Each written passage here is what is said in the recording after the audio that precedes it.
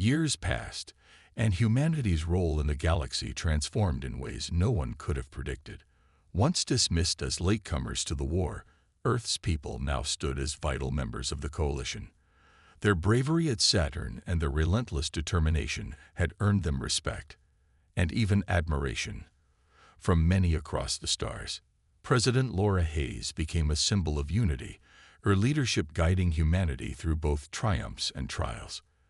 The scars of battle remained, but so did the hope that peace might someday be possible. Admiral Charles Bennett retired from active duty after the war entered a quieter phase, though he remained an advisor to the military. His legacy lived on in the strategies and lessons he had taught younger officers like Captain William Carter. Carter himself rose to prominence, leading missions that pushed the boundaries of exploration and diplomacy. Alongside Lieutenant Anna Lewis, he mapped uncharted regions of space, seeking new allies and resources to strengthen Earth's position. Together, they proved that humanity was more than just fighters. They were explorers, builders, and dreamers. Dr. Samantha Brooks never stopped working on her second-generation quantum disruptor. Though it took years to perfect, the new version was safer and more reliable than its predecessor. It became a cornerstone of Earth's defense strategy, ensuring that humanity would never again face the Zorethians or any other threat unprepared. Her achievements inspired countless young scientists who looked to her as proof that innovation could change the course of history. Ambassadors Jason Cole and Rachel Myers played key roles in reshaping galactic politics. Through careful negotiation and unwavering resolve, they secured trade agreements and alliances that benefited not only Earth, but also the coalition as a whole. Their efforts helped mend fractures within the alliance, fostering a fragile but hopeful sense of cooperation. Humanity's contributions to science, technology, and culture began to influence others, creating bonds that transcended species and language. But peace was far from guaranteed. The remnants of the Zorethian Empire still lurked in the shadows of deep space, plotting their revenge. Intelligence reports suggested that they were developing new weapons, ones capable of countering Earth's advancements. Admiral Bennett often reminded his successors that vigilance was essential. "We've won battles," he said during one briefing, "but this war isn't over yet." Despite the looming threat, life on Earth flourished. Cities rebuilt themselves, incorporating alien designs and technologies into their architecture. Schools taught children about the stars and planets they might one day visit, instilling in them a sense of wonder and purpose. Ordinary citizens found pride in knowing that their world had risen to meet the challenges of the galaxy head-on. Humanity's spirit of resilience shone brighter than ever. For Lieutenant Ryan Evans, the war left lasting marks. He continued to serve aboard the Aurora Asterisk, now a seasoned officer with a reputation for uncovering conspiracies before they could do harm. Though he carried the weight of past betrayals, he also believed in humanity's potential to lead by example. "Trust isn't given," he often said. "It's earned, and we've earned ours." As the galaxy moved forward, humanity's arrival became a turning point in its history. Once seen as insignificant, Earth had proven itself a force to be reckoned with, a beacon of hope and ingenuity in a universe torn apart by conflict.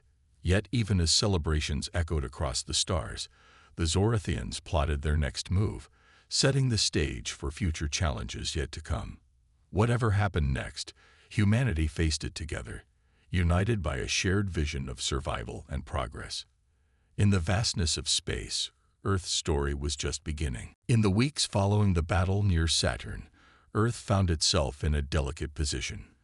The victory had earned humanity respect from many within the coalition, but it also sparked jealousy and suspicion among others. Some alien factions whispered that Earth's disruptor was too dangerous to use again, while others questioned whether humanity truly belonged in the Galactic Alliance. Ambassador Jason Cole worked tirelessly to rebuild trust, attending endless meetings and negotiations aboard the coalition's orbital stations.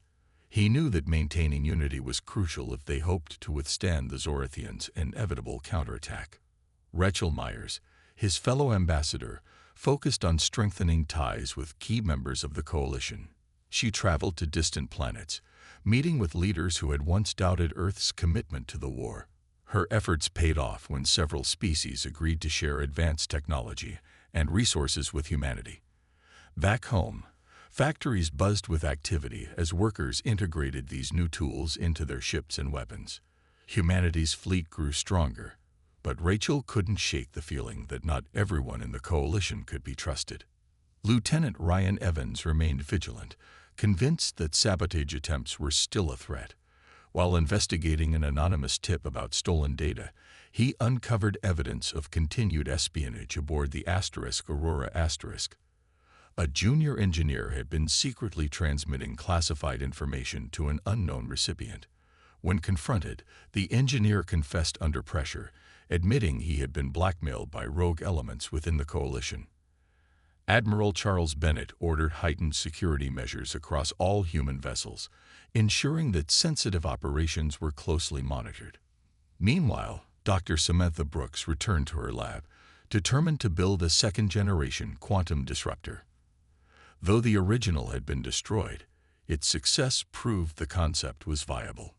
Brooks pored over schematics and test results, searching for ways to make the new version safer and more efficient.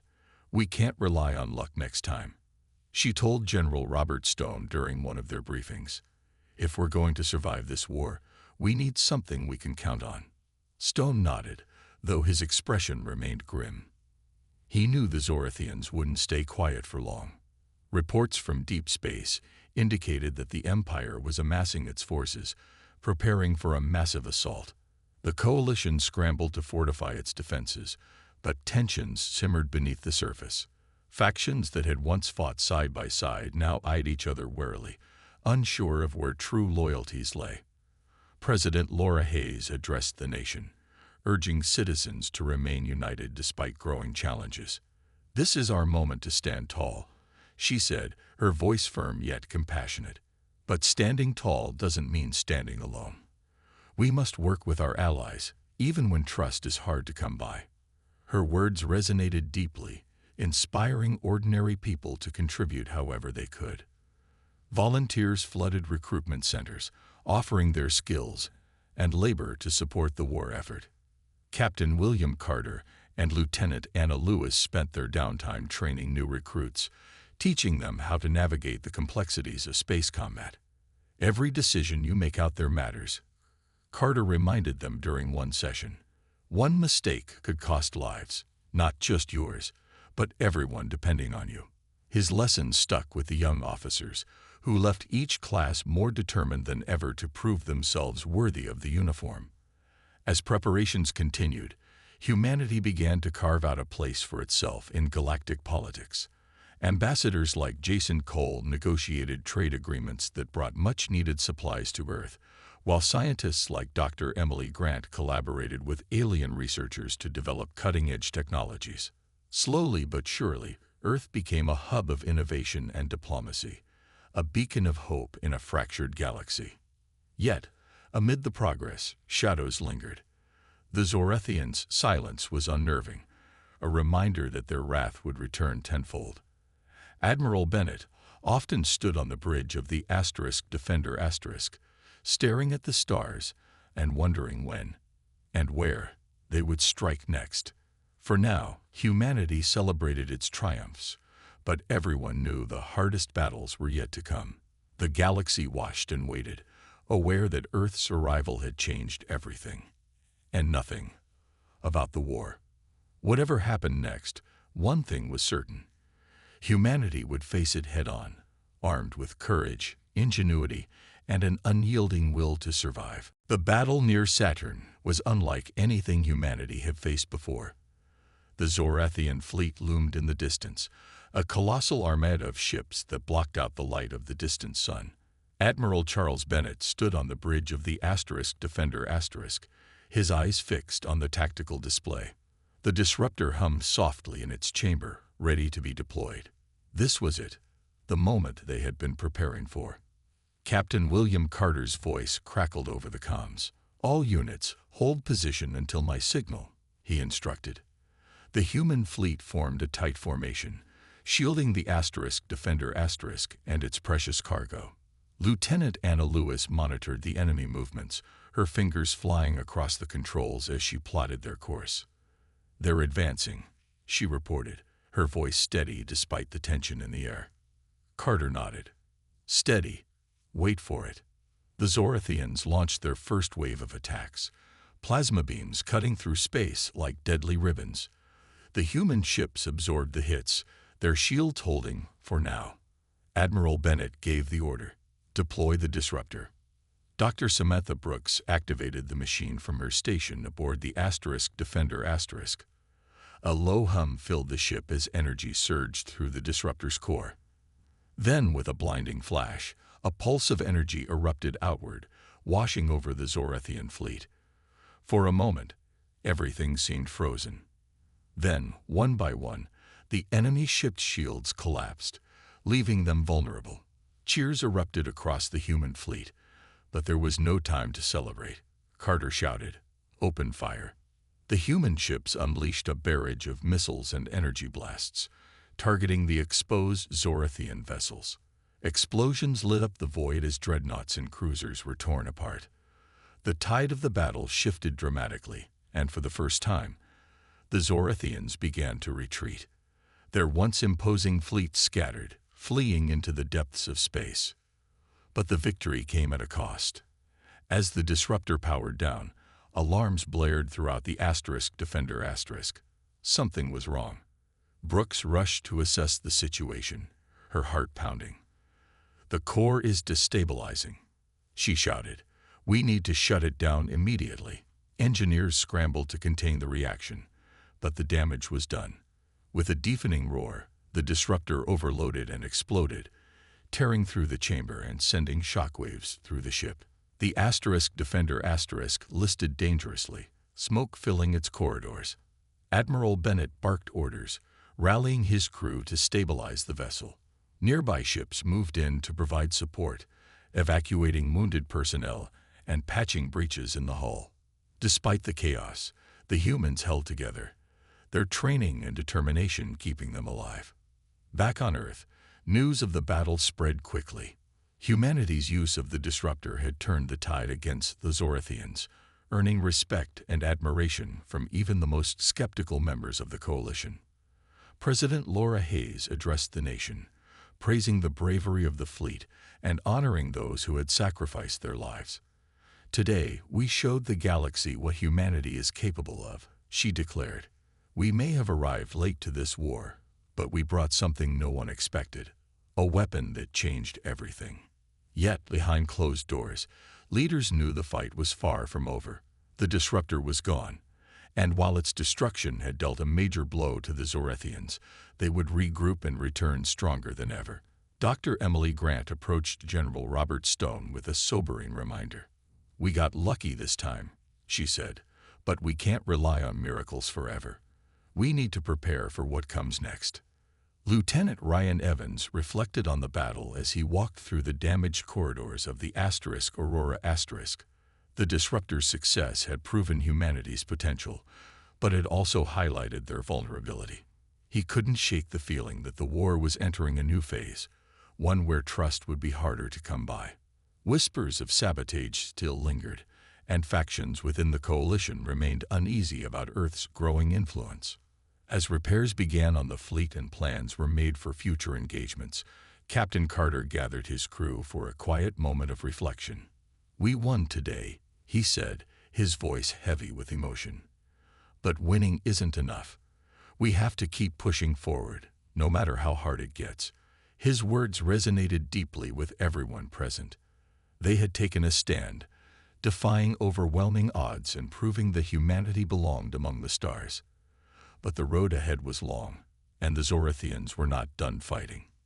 In the vastness of space, the remnants of the Zorathian fleet regrouped, their commanders seething with rage.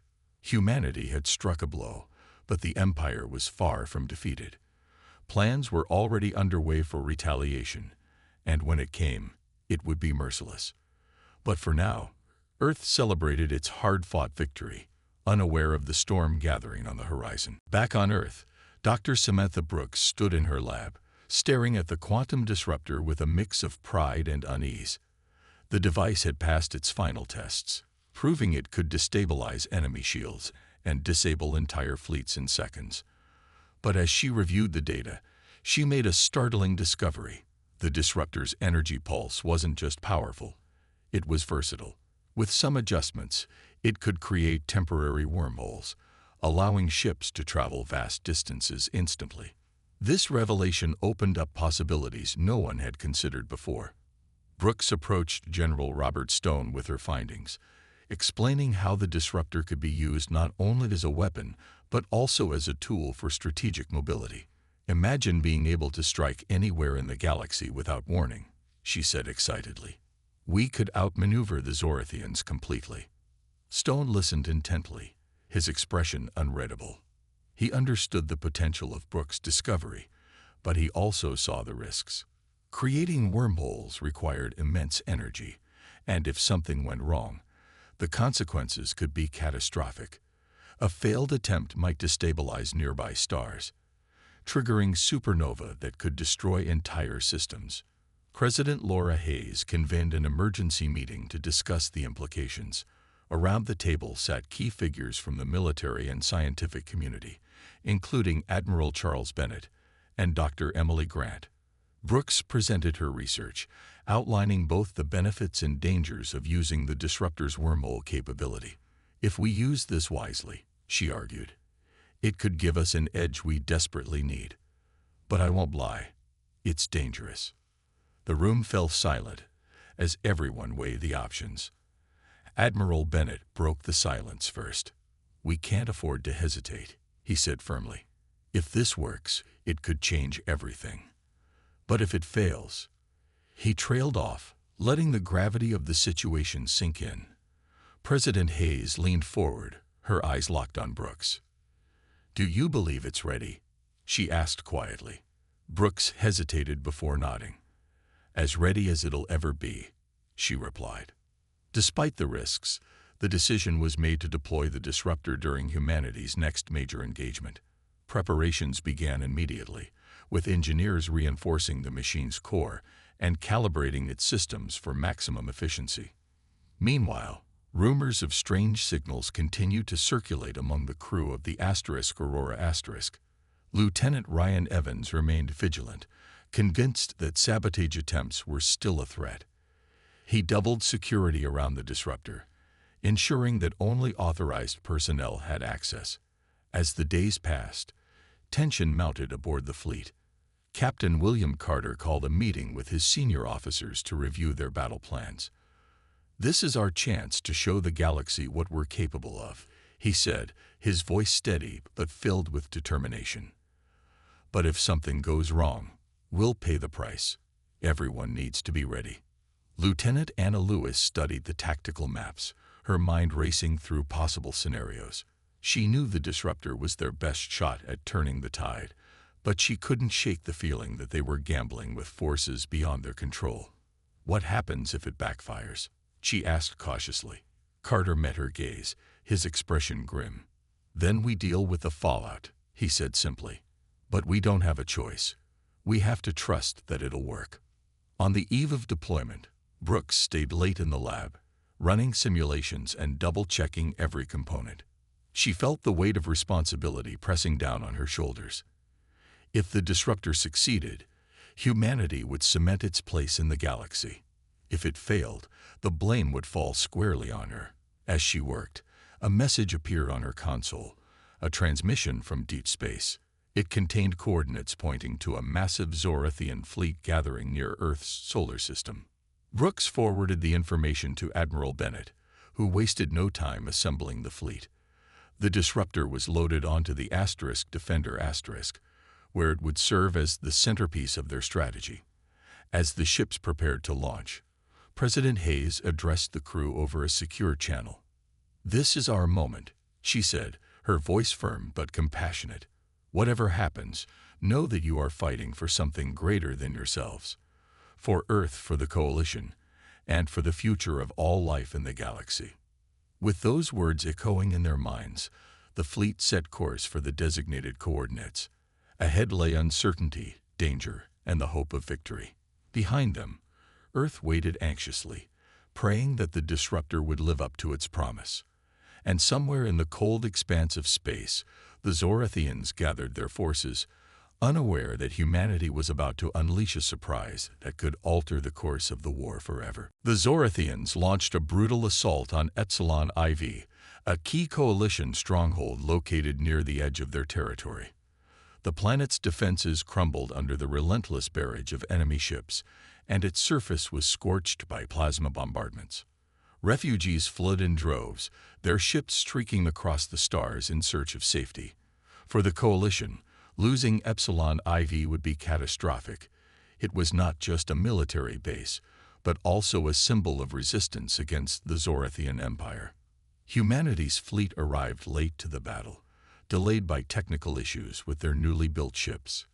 By the time Admiral Charles Bennett and his forces reached the system, the fight was already tilting heavily in favor of the Zorathians. The coalition commanders greeted the humans with thinly veiled frustration. "You're too late," snapped Commander Vrax, his insectoid mandibles clicking in irritation. "If you can't keep up, maybe you should stay out of this war." Admiral Bennett ignored the insult, focusing instead on the chaos unfolding around them. The Zorathian fleet was vast, their massive dreadnoughts dwarfing even the largest coalition vessels. Explosions lit up the void as ships on both sides exchanged fire. Debris from destroyed cruisers floated silently in the vacuum, a grim reminder of the cost of failure. Bennett knew that if they didn't act quickly, Epsilon IV would fall, and with it, any hope of turning the tide. Captain William Carter studied the battlefield carefully, his mind racing. The Zorathians had positioned their heaviest ships at the center of their formation, creating an impenetrable wall of firepower. Direct assaults would only result in more losses. But then he noticed something. The enemy's flanks were weaker, guarded by smaller patrol ships. If they could strike there, they might create enough confusion to give the coalition forces a fighting chance. "Admiral, I have an idea," Carter said over the comms. He outlined his plan, a risky maneuver that involved splitting the human fleet into two groups. One group would engage the enemy head-on, drawing their attention, while the other slipped behind to attack their vulnerable flank. It was dangerous, but it might work. Bennett hesitated for only a moment before giving the order. "Do it," he said firmly, "and make it count." The human ships surged forward, their engines blazing as they charged toward the Zorathian line. Lieutenant Anna Lewis guided the Vanguard through a hail of enemy fire, her hands steady on the controls despite the chaos around her. "They're locking onto us," she warned, her voice tight with tension. Carter nodded, his eyes fixed on the tactical display. "Hold steady," he ordered, "just a little longer." As the first group drew the Zorathians' attention, the second group, led by Lieutenant Ryan Evans aboard the Eagle executed a daring loop around the enemy's flank. The Zorathians, caught off guard, scrambled to reposition their ships. Evans seized the opportunity, ordering his crew to target the patrol ships guarding the rear. One by one, the smaller vessels exploded, leaving gaps in the Zorathian line. The coalition forces, seeing the opening, rallied behind the human fleet. Together, they pushed forward, forcing the Zorathians to retreat. It was a costly victory. Several human ships were lost, and countless lives sacrificed. But it bought enough time for reinforcements to arrive. When the battle finally ended, the survivors gathered to assess the damage. Epsilon IV was battered but still standing, its people grateful for the reprieve. Back on the Vanguard Carter allowed himself a brief moment of relief. Anna leaned back in her chair, exhausted but proud. "We did it," she said softly. Carter nodded, though his expression remained somber. "For now," he replied. "But this war is far from over." News of the battle spread quickly, reaching Earth and beyond. For the first time, humanity earned grudging respect from their allies. Commander Vrax, who had earlier dismissed the humans as useless, approached Admiral Bennett after the fight. "Your tactics were unexpected," he admitted reluctantly. "Perhaps we underestimated you." Bennett accepted the acknowledgement with quiet dignity, but he knew better than to celebrate. The Zorathians had retreated, but they would return stronger and angrier. Humanity had proven it could hold its own in space, but survival required more than bravery. It demanded innovation, unity, and sacrifice. As the fleet limped back toward friendly territory, Carter couldn't help but wonder how many more battles like this they could endure. Tensions aboard the Aurora reached a boiling point as rumors of sabotage spread like wildfire. Lieutenant Ryan Evans couldn't shake the conversation he'd overheard between the two engineers. A weak link in the quantum disruptor. It sounded too convenient, too calculated to be an accident. Someone didn't want humanity to succeed, and Evans was determined to find out who.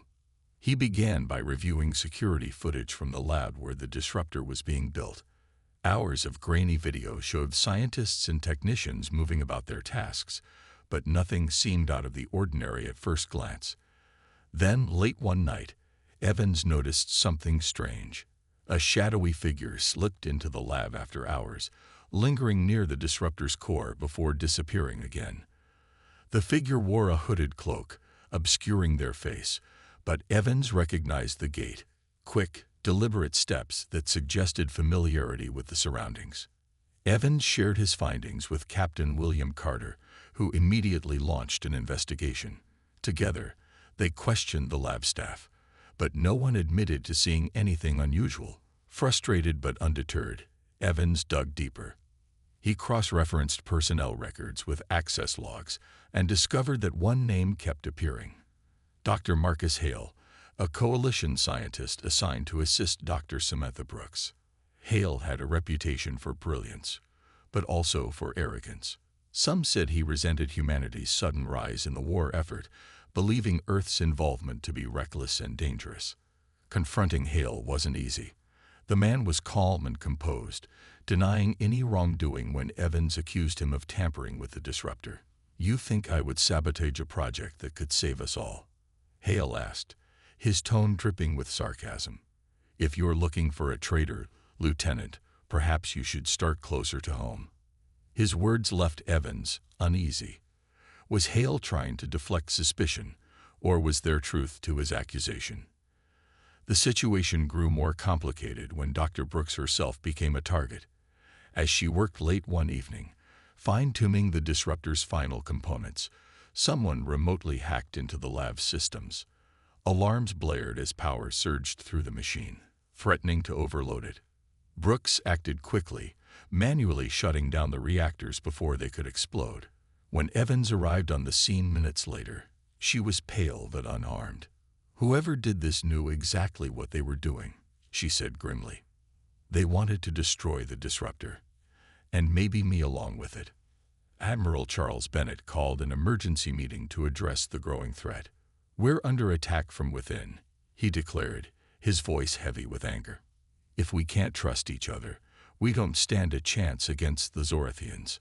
Orders were issued to tighten security around key facilities, including the lab. Soldiers patrolled the corridors, and surveillance cameras were installed in every corner. Despite these measures, Evans remained suspicious of Hale. He convinced Carter to place the scientist under close watch, assigning 2 guards to monitor his movements. It wasn't long before they caught him attempting to send encrypted messages to an unknown recipient. Confronted with the evidence, Hale finally cracked. "You don't understand," he shouted, his composure crumbling. "That device is a death sentence. If it works, it could destabilize entire star systems. Is that really worth the risk?" Hale's confession sent shockwaves through the command team. Admiral Bennett ordered him detained, but the damage had already been done. Trust among the crew was shattered, and doubts lingered about whether anyone else might harbor similar intentions. For Evans, the experience was a sobering reminder of how fragile alliances could be, even in the face of a common enemy. Dr. Brooks, however, refused to let fear dictate her actions. With the disruptor nearly complete, she pushed forward, determined to prove its value. Late one night, as she ran final tests on the machine, Evans joined her in the lab. "Do you think it'll work?" he asked quietly. Brooks hesitated before answering. "I have to believe it will," she said, "because if it doesn't, none of this matters anyway." As the days passed, preparations for the disruptor's deployment intensified. Humanity's survival depended on its success, but so did the fragile coalition holding the galaxy together. And somewhere in the depths of space, the Zorathians continued their advance, oblivious to the storm brewing in their path. Evans reported his findings to Captain William Carter, who immediately alerted Admiral Bennett. The news threw the command team into a frenzy. If the Zorathians were preparing another attack, humanity couldn't afford to be caught off guard.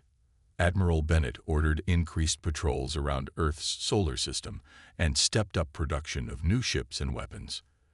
At the same time, he instructed Dr. Brooks to prioritize completing the quantum disruptor. "We need that weapon ready," he told her bluntly. "Now more than ever." Despite the pressure, Brooks refused to cut corners. She knew that rushing the disruptor could result in disaster. Instead, she focused on refining its design, making sure every component was as efficient as possible. Her team worked around the clock, fueled by coffee and sheer willpower. Slowly but surely, the machine began to take shape. Meanwhile, tensions aboard the Aurora grew. Some crew members whispered about sabotage, pointing fingers at factions within the coalition who still doubted Earth's loyalty. Others worried that humanity's late entry into the war had made them a target for both sides. Evans did his best to reassure his fellow officers, but even he couldn't shake the feeling that something was wrong. One night, as Evans walked through the dimly lit corridors of the ship, he overheard two engineers talking in hushed tones. They mentioned a weak link in the disruptor's design, a flaw that could render it useless if exploited. Evans froze, his mind racing. Was it just idle speculation, or had someone deliberately planted misinformation? He decided to keep quiet for now, filing the conversation away for further investigation. Back on Earth, President Laura Hayes addressed the nation in a rare televised speech. She spoke of hope and resilience, urging citizens to remain united in the face of adversity. But behind closed doors, she confided in General Stone about her fears. "If the disruptor fails," she said quietly, "we may not get a second chance." Stone placed a reassuring hand on her shoulder. "It won't fail," he said with conviction. "We've put everything we have into this. Whatever happens, humanity will stand tall." And so, as the days ticked by, humanity prepared for what lay ahead. The quantum disruptor loomed large in everyone's minds, a beacon of hope and a potential savior.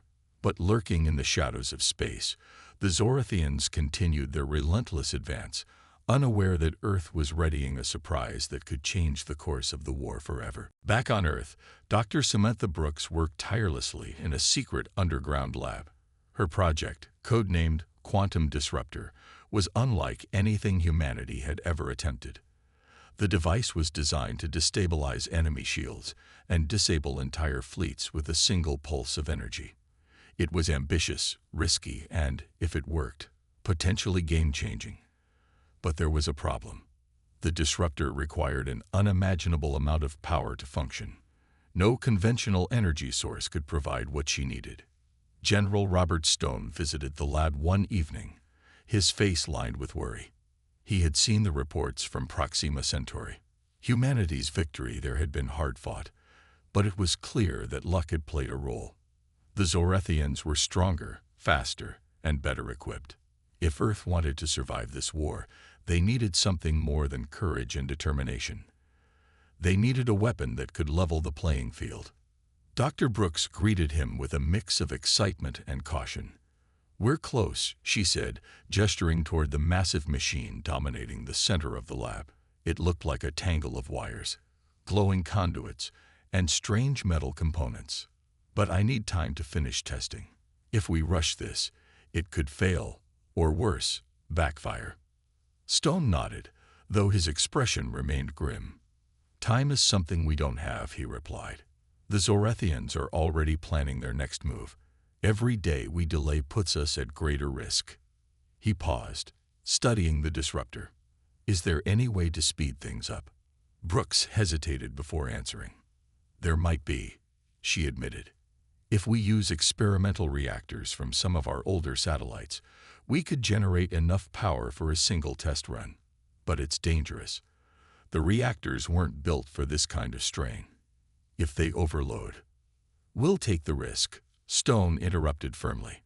Better to try and fail than sit back and wait for them to come knocking. As work on the disruptor accelerated, rumors began to spread among the crew of the Aurora *. Strange signals had been detected emanating from deep space, patterns that didn't match any known alien communication systems. Lieutenant Ryan Evans, still shaken from the battle near Proxima Centauri, took it upon himself to investigate.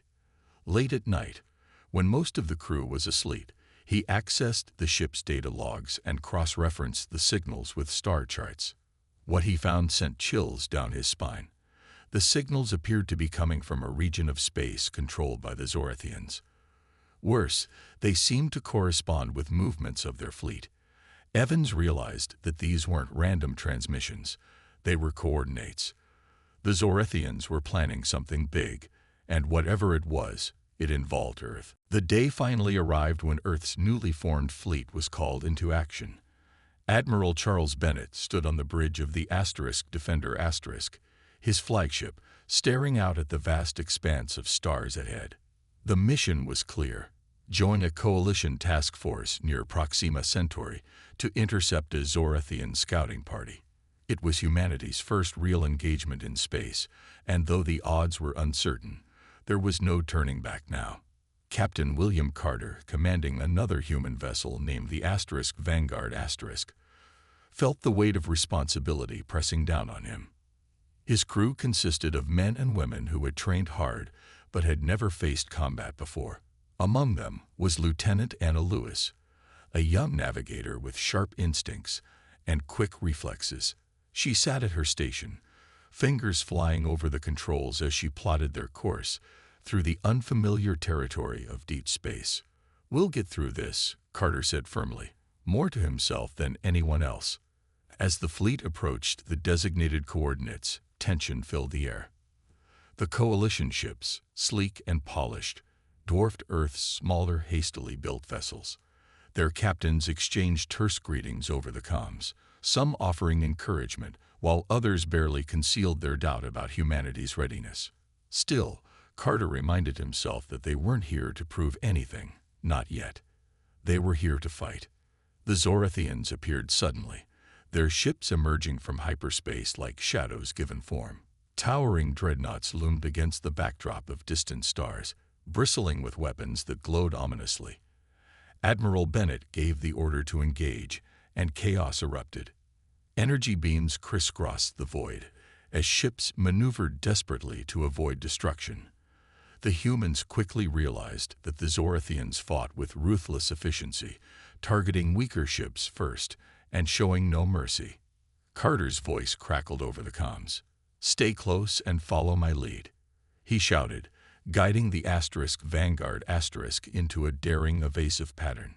Beside him, Anna worked tirelessly to keep track of enemy movements. Her calm demeanor masked the adrenaline coursing through her veins. "They're locking onto us," she warned as a Zorethian cruiser turned its sights on the Vanguard *. Without hesitation, Carter ordered full thrusters, narrowly dodging a barrage of plasma fire. The ship shuddered violently, throwing several crew members off balance. "Shields are holding, for now," reported one of the engineers, his voice strained. Carter clenched his jaw. He knew they couldn't withstand many more hits. Thinking quickly, he signaled to the rest of the human fleet. "Break formation and scatter. Draw their fire away from the coalition ships." It was a risky move, but it worked. The Zorethians, confused by the sudden change in tactics, split their forces to pursue the smaller, faster human vessels. Lieutenant Ryan Evans, stationed aboard a support frigate called the Eagle spotted an opportunity. As the Zorathians chased after the scattered human ships, Evans noticed a gap in their defensive line. "Sir, if we can hit them here," he began, pointing to the weak point on the tactical display. His captain hesitated for only a moment before giving the order. The Eagle surged forward, unleashing a volley of missiles that struck true. One of the Zorathian cruisers faltered, its shields collapsing under the unexpected assault. The damage done by the Eagle created enough confusion for Admiral Bennett to rally the remaining coalition ships. Together, they launched a counterattack, forcing the Zorathians to retreat. When the battle ended, the survivors assessed the damage. Several human ships had been lost, along with countless lives, but the fleet had held together long enough to secure victory. For the first time, humanity had proven it could stand toe-to-toe with the galaxy's greatest threat. Back on the Vanguard Carter allowed himself a brief moment of relief. Anna leaned back in her chair, letting out a shaky breath. "That was too close," she muttered. Carter nodded, his expression grim. "It's only going to get harder from here," he replied. But even in the face of overwhelming odds, something had changed. Humanity wasn't just fighting to survive anymore. They were fighting to earn respect. And in that fierce skirmish near Proxima Centauri, they had taken their first step toward doing exactly that. Ambassadors Jason Cole and Rachel Myers stood aboard the starship Aurora *, their first journey into the vastness of space. The vessel, loaned by the Coalition as a gesture of goodwill, hummed with energy as it approached the heart of the Alliance's territory. Both ambassadors felt the weight of their mission heavily on their shoulders. They were not just representing Earth. They were fighting for its survival. The Coalition High Council awaited them, and their decision would determine whether humanity lived or perished. When the Aurora docked at the Coalition's orbital station, a sprawling structure that resembled a city floating in space, Jason and Rachel were greeted by representatives from several alien species. Some were tall and spindly, others short and stout, but all shared one thing: skepticism. Humanity was an unknown quantity, a latecomer to a war that had raged for centuries. Many doubted Earth's ability to contribute meaningfully to the fight against the Zorathians. As they walked through the gleaming corridors of the station, Jason could feel the stares of those around them, some curious, others dismissive. The meeting chamber was a grand hall filled with holographic displays showing battle maps and troop movements. At the center of the room sat the High Council, a group of leaders from various species who governed the Coalition.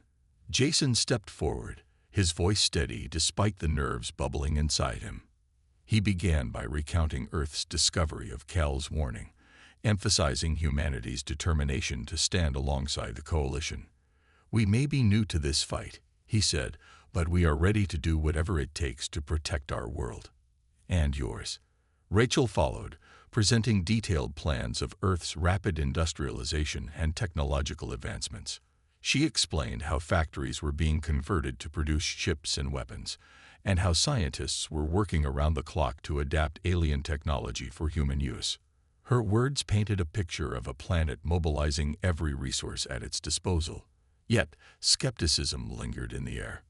One council member, a towering insectoid named Frax, leaned forward and spoke in a raspy tone. "Your efforts are admirable," he said, "but can you truly match the power of the Zorathians? They have crushed civilizations far older and more advanced than yours." Jason knew this was the moment of truth. He reached into a case he had carried with him and pulled out a small device, a prototype developed by Dr. Samantha Brooks. It was crude compared to the sleek gadgets used by the Coalition, but it represented something extraordinary. Innovation born of desperation. "This is just the beginning," Jason said, holding up the device. "Our scientists are creating solutions unlike anything you've seen before. Give us your support, and we will prove ourselves worthy allies." After hours of debate, the Council finally reached a decision. They agreed to provide limited aid to Earth, including access to basic ship designs and defensive technologies. In return, Earth pledged its resources and manpower to the war effort. It wasn't everything Jason and Rachel had hoped for, but it was enough to give humanity a fighting chance. As they left the chamber, Rachel turned to Jason with a small smile. "We did it," she said softly. "Now comes the hard part." Back on Earth, news of the agreement spread quickly. Factories buzzed with activity as workers assembled the first wave of starships based on coalition blueprints. Military bases transformed into training grounds for pilots and crew members learning to operate alien-inspired equipment. Meanwhile, Dr. Brooks continued her secret work on the quantum disruptor, determined to push the boundaries of what humanity could achieve. But not everyone was pleased with the alliance. Rumors began to circulate about factions within the coalition questioning Earth's loyalty. Some believe humanity might eventually side with the Zorathians if given the chance. Lieutenant Ryan Evans, stationed aboard the newly christened starship Defender *, overheard whispers of sabotage during a routine inspection. Though he dismissed it at first, the thought lingered in his mind. Could Earth trust its new allies completely? As weeks passed, Admiral Charles Bennett prepared the fleet for its maiden voyage.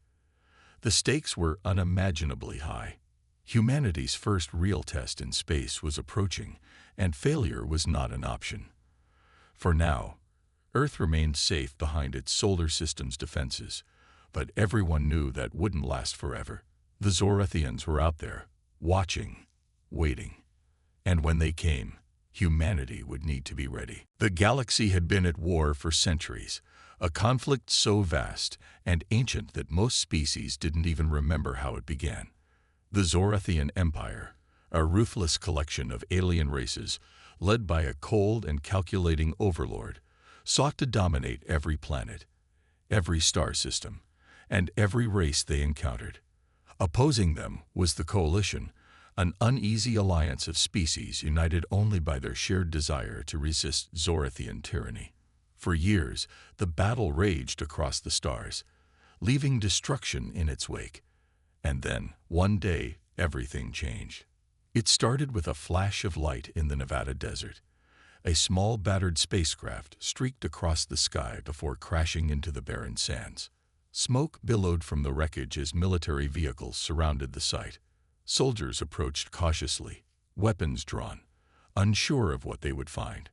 From the twisted metal emerged a figure unlike anything humanity had ever seen, a tall, blue-skinned humanoid with glowing eyes. His name was Kale, and he carried a message that would shake Earth to its core. Kale spoke haltingly, his voice strained but urgent. Through a translator device strapped to his wrist, he explained that the Zorathians were coming. They had already conquered countless worlds, enslaving or exterminating entire civilizations. Earth, he warned, was next on their list. Humanity's primitive technology and lack of interstellar travel had kept them hidden until now, but that protection was gone.